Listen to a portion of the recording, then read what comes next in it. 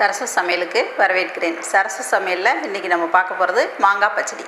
மாங்காய் பச்சடிக்கு தேவையான பொருட்கள்: மாங்காய், வெல்லம், காய்ந்த மிளகாய் 1, கருவேப்பிலை சிறிதளவு, கடுகு தாளிக்க, உப்பு சிறிதளவு, ஆயில் தாளிக்க தேவையான அளவு. இவ்வளோதாங்க மாங்காய் பச்சடிக்கு. இந்த மாங்காயை நம்ம தோலை சீவிட்டு சின்ன சின்னதாக கட் பண்ணி இந்த மாதிரி கட் பண்ணிக்கணும். இந்த மாதிரி கட் பண்ணி எவ்வளோ பெரிய பீஸாக வேணாலும் நீங்கள் போட்டுக்கலாம். அதை பற்றி ஒன்றும் பிரச்சனையே இல்லை. தோலோடு போடுறதுனா கூட ஒரு சிலர் மாங்காய் பச்சடி தோலோடு போட்டால் டேஸ்ட்டாக இருக்குன்னு தோலோடு கூட போடுவாங்க. எப்படி வேணால் அது உங்களோட சாய்ஸு. நான் இப்போ ஆல்ரெடி மாங்காய் ஒரு 1/4 டம்ளர் தண்ணியில் வேக வச்சு எடுத்து வச்சிட்டேன். இந்த மாங்காய் பச்சடிக்கு நான் இந்த மாங்காயை கட் பண்ணி போட்டு லேசாக உப்பு இது ஒரு 1/4 டீஸ்பூனை விட கம்மியாக போட்டிங்கன்னாவே போதும். உப்பு போட்டு நல்லா 2 சவுண்டு விட்டு இந்த மாதிரி நான் வேக வச்சு குழைய வேக வச்சு எடுத்து வச்சுருக்கேன். இதை கரண்டியால் நல்லா மசிச்சு விட்டுட்டு, அது வெல்லத்தை போட்டோன்னே அது தானாகவே மசிஞ்சிடும். அது முதல்லே கூலாக இருக்கும். அதனால் வெல்லம் நம்ம தேவையான அளவு போட்டுக்கலாம். நமக்கு இனிப்பு எவ்வளோ தேவையோ அந்த அளவுக்கு போட்டுக்கலாம். 1/4 கிலோ மாங்காய்னா ஒரு 100 கிலோ மாங்காய் அளவு இருந்துச்சுன்னா ஒரு 100 கிராம் வெல்லம் போடலாம். நீங்கள்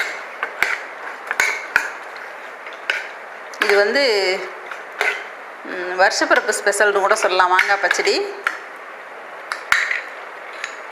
இனிப்பு, புளிப்பு, காரம் எல்லாம் சேர்றதுனால இது வாழ்க்கையோட தத்துவத்தை உணர்த்துது அப்படின்னு சொல்லிட்டு மேக்ஸிமம் வருஷப்பிறப்பு அன்னைக்கு இந்த பச்சடி எல்லார் வீட்லேயுமே செய்வாங்க. இதில் இன்னொன்று என்னென்னா, கடைசியாக நெய்யில் வறுத்துட்டு வேப்பம்பூ கூட, அது கசப்பு தன்மை வர்றதுனால அது கூட சேர்ப்பாங்க. நான் இன்றைக்கி வேப்பம்பூ சேர்க்கல. இது நல்லா கொஞ்சம் கெட்டி ஆனதுக்கப்புறமா இதை தாளித்து எடுத்தாச்சுன்னா மாங்காய் பச்சடி ரெடி. ஒரு 2 நிமிஷம் இது கொஞ்சம் சுண்டட்டும். இப்போ இந்த வெல்லம் போட்டதுக்கப்புறமா ஒரு 5 நிமிஷம் இது நல்லா கொதிச்சிருச்சு. அவ்வளோதான், இப்போ ரெடி ஆகிடுச்சு. இதுக்கு இப்போ நான் தாளிச்சிட்டா முடிஞ்சிருச்சு.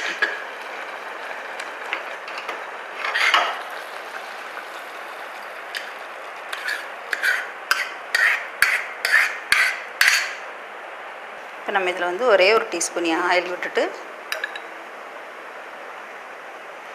தாளிச்சிட போகிறோம். கடுகு, காஞ்ச மிளகா, கருவேப்பிலை, காரம் இன்னும் கொஞ்சம் வேணும்னு நினைக்கிறவங்க வரமிளகாத்தூள் கூட அது கொதிக்கும் போது நீங்கள் போட்டுக்கலாம்.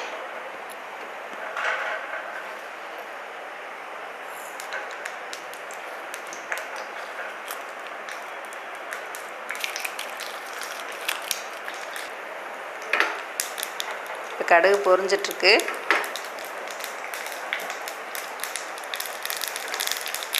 கடுகு பொரிஞ்சிருச்சு. அடுத்ததாக கருவேப்பிலை சேர்த்துடுறோம்.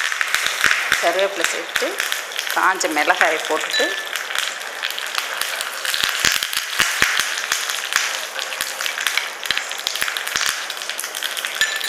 மிளகாய் கொஞ்சம் செவந்தோன்னு எடுத்துட்டு இதில் கொடுத்துறோம். அவ்வளோதான்.